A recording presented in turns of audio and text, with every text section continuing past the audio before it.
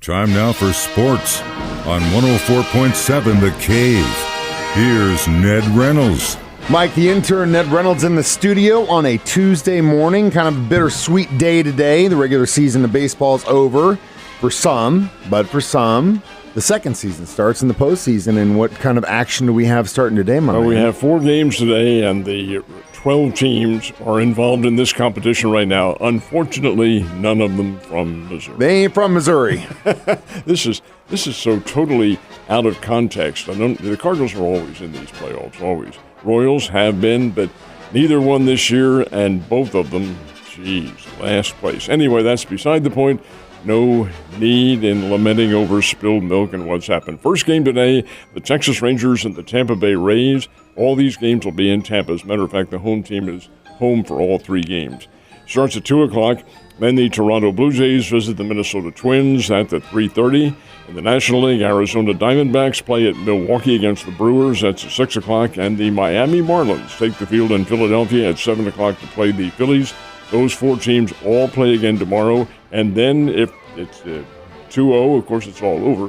But if a third game is necessary, they'll all be played on Thursday. And they're all in the home field. There is no going between cities here. It's all in the home field of the team with the better record. And then the divisional playoffs begin on Saturday, and that's best of 5. So we'll have some interesting competition coming up. I wonder how many around here are actually going to be watching. I would say a limited number, since the Cardinals and Royals aren't involved. I know half of the guys in this room will probably be watching some of it. It's also that time of the year where some guys won't have any jobs any longer, and already a baseball manager has been shown the exit sign. Yeah, the one yesterday's Phil Nevin of the Los Angeles Angels. Bit of a surprise. He's only there for 2 years.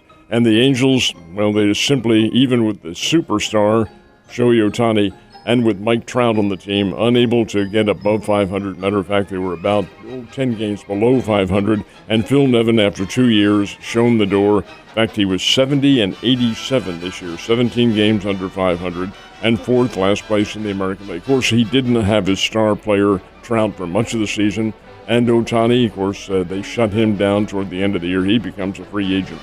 Nevin is a major leaguer. He played, 6 teams over a 12-year period. But it doesn't necessarily correlate into being a manager, although this is really not his fault. They had big injury problems.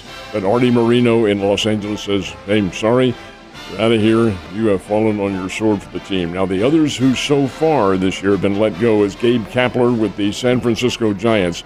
Buck Showalter of the New York Mets resigned. He did not get fired, but he said, hey, I'm Buck Showalter. I'm a Hall of Fame manager and all that sort of thing, and these guys aren't playing for me. Hey, they're your problem. Yeah, play for someone else then.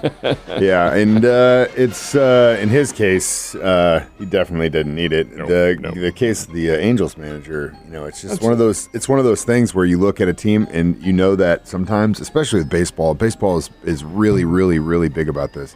Doesn't matter how much you spend on your team. Those guys aren't playing together, you could spend $1 trillion in a team that was only $100,000 might be.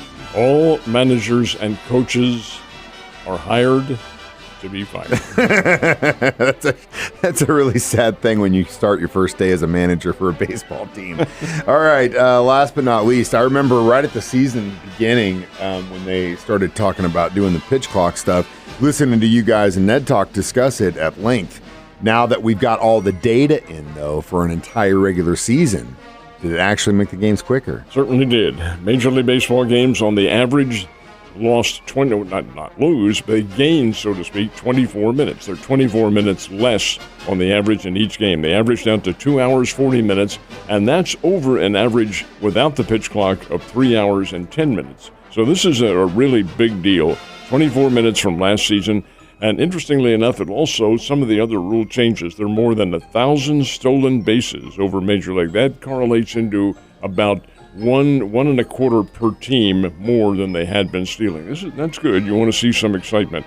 And over 600 more home runs. Sounds like a lot. It isn't really, doesn't even come anywhere near what the Major League record is, but still, it does show an increase in batting average, in hitting, in stealing, and maybe in an overall pep into the game. And that's what Major League Baseball was looking for. Yes, I think, at least in some cases, the new changes are taking effect. I love the pitch clock change, especially having worked in the sport for so long with the Springfield Cardinals, and you just watch these pitchers come up there and try and control the damn game and just slow it down to nothing, and it's like, dude, let's go. Thank God they put that out. Don't look now. Geno Smith and the Seattle Seahawks are 3-1. Well, they are, and they're a pretty good team. Geno, unfortunately, had to leave the game with an injury. How serious it is remains to be seen, and he had Drew Lock, the Missouri kid, who served as his backup. Hey, made no difference. Seahawks run away from the New York Giants, who are in a free fall. They're not good at all. 24-3 was the final at Giant Stadium. The second game in 24 hours at Giant Stadium under the lights, and the New York teams, playing in New Jersey, lose both games. The Jets losing to the Chiefs on Sunday night, and now the Giants losing to the Seahawks. Seahawks are very good. Very impressed with what the whole scheme of things has been. And you do have Geno Smith running the show, but then you have a pretty good backup in Drew Lock as well. Seattle wins 24-3 over the New York Giants. That's a nice win for the Seahawks.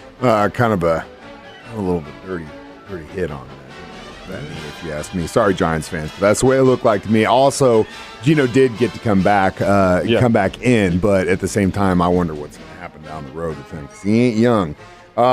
So I can't even begin to tell you the amount of times I've been asked about this Travis Kelce Taylor Swift thing in the last couple of weeks, and I'm going to say it right here and right now.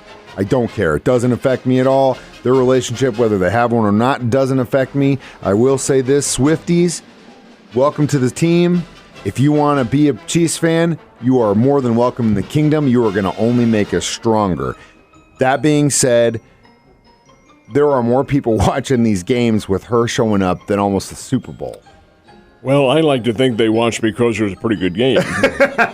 Don't be a fool. They just want to make sure they get to see Taylor the 3 or 4 times they show her on camera. Not moi. 27 million folks averaged out to the game on Sunday night between the Chiefs and the Jets, and sure, that helped a little bit. The high water mark of the game was with about 9:30, 9:45, when they had almost 30 million people. These averages fluctuate quite a bit, but it averaged out to 27 million, and that is the highest rated TV show since the Super Bowl. That says something about, it says something about the entertainment industry and the hype that's been going on with this particular superstar, but the football is what's important to us, and indeed the Chiefs played very well enough to get a win, a 23-20 win over the Jets, and sure, a lot of people watched it. A lot of people watch, don't fool yourself, because of Patrick Mahomes, too. Oh, yeah, but, that's one thing I will add. If it doesn't negatively affect the team, then do whatever you want. Do not care. It doesn't affect me at all. And again, Swifties, welcome to the kingdom. I do think it's adorable. I've seen a lot of back and forth of some of these fans watching the game and not really understanding it. But then someone in their group is explaining, when Travis is out there, that means they have the ball kind of situation, right? Which is kind of adorable. But think about this. 10 years from now, 15 years from now, the NFL just gained a ton of new fans. Some of them might not stick around, but some of them will. Baseball needs to take note about what's happening right now, because if they want to hold on, dude, the NFL's getting a whole new generation of fans. It's an altogether different level, too. When you talk about the style of game and the attitudes of society now, football's popular. It all runs in cycles. Baseball was an American sport back in the late 1800s, early 1900s, and right up until probably 1975, 76, somewhere around there, when the NFL marketing division took over and made it the popular entity that it is. But keep in mind, what goes around comes around. Yeah, it's all and cycles. Baseball would be back. Basketball may be taking over. It's all a cyclical thing. But, football's riding high right now. Yeah, and the fact that you got a million of these girls watching this game now, it just blows my mind. It's great. Just don't mess with my ticket pricing. All right, now, got the Summer Olympics coming up next year. It will. In 2024, of course, and the games will be in Paris. We had a preview of basketball's a big deal for all the American teams. And our team in the World Cup, which was played this year, won their first several games but did not get a medal out of it. Now, they were NBA players, but they were second-tier NBA players. So how does the frontliners, the headliners view this? Well, the NBA season is getting ready to start here. It'll start later on this month. So a lot of the teams had media day yesterday, and one of the key questions was, with the Olympics coming up next summer, are you interested in playing? And a definitive yes, thrown down by Kevin Durant, who, if the USA, and he does play, the USA happen to win the gold, would make him the all-time leading gold medal winner in basketball with 4. He has 3 of them now. He said, yeah, he's going to play. Stephen Curry said he will be there, and a whole list of others said, yeah, we're considering. Keep in mind, there are only 12. The team would have to be cut. And to be an NBA player and cut from, that wouldn't go over well. Still, KD for sure. KD is a great player, but so is LeBron. Yeah. And LeBron hasn't said yes, hasn't said no either. The one who fascinates me is Joel Embiid of the Philadelphia 76ers. Embiid, folks, a powerful player. He was the NBA MVP, most valuable player this year.